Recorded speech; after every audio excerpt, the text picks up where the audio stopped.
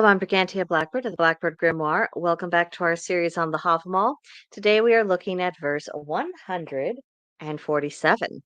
The first translation reads, "A third I know, if sore need should come of a spell to stay my foes, when I sing that song which shall blunt their swords, nor their weapons nor staves can wound." That's by Olive Bray. The second translation, "I know a third.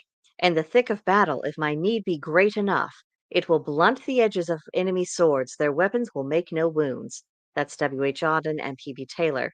And the third translation, "For the third I know, if I have great need to restrain my foes, the weapon's edge I deaden, of my adversaries nor arms nor wiles harm aught." And that's Vikinger.org. We're talking about confounding enemies, which, what a gleeful thing that is to do, especially in our hostile world. Now, when we know that in battle, in any sense of the term, the sole objective is to destroy the enemy and to come home alive. Naturally, the opposition has the same goal for themselves. So both sides will employ all tools available to ensure their success and their opposition's defeat. Part of that is destroying the opposition's capacity to engage in battle, hence the need to destroy their equipment. When the opposition lacks the means to adequately defend themselves, it damages their morale and it makes their defeat and even their surrender much more likely, which spares you a lot of trouble. When governments and ideologies seek to disarm people in any way, it really is best to view those actions in the context of an opposing force that's seeking to weaken its enemy. And sadly, far too many governments these days do see their own people as the enemy, which accounts to the absolute horrific and disgraceful way that so many people are treated now. The people who want you weak, and this includes governments, ideologies, even religions, if they want you weak, they ultimately do want you dead. And I realize just how unvarnished that was. But I think we are coming beyond the point of pretending that things are not what they are.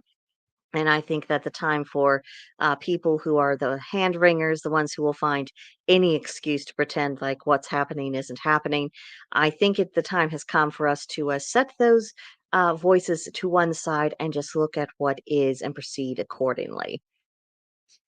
So, war of words. Modern conflicts today are just as much about people's arguments as they are about what takes place on any given battlefield. If anything, by the time you see, soldiers on a battlefield, firing away at one another, that is greatly downstream from the arguments amongst the people, between governments, whatever the case may be. It is just a consequence of that war of words. And words gathered together, they become sentiment if enough people have them. And sentiment then turns into this tide that people yield to. And this makes the orators and the witches amongst us uniquely situated to employ their skills in order to fight back against it, specifically in the arena of words. Because spell work and oratory is the art of transforming the energy of words into concrete action into the material world. It matters whether we're building people up or tearing them down. It matters whether we're pointing to solutions or just wallowing in despair. It matters if we're focused on depriving the opposition of energy or if we are feeding into their vision of the world, which is why many a pagan can attest to me recently making a huge pain in the ass of myself on that specific topic, because where we are directing our energies, particularly if we are practicing the magical arts, we have a responsibility to make sure that energy is building up the outcomes we want and that it's not doing our opposition any favors. So that is what I took out of this verse. I'd be interested to hear your impressions about it in the comments section. So please do speak up there.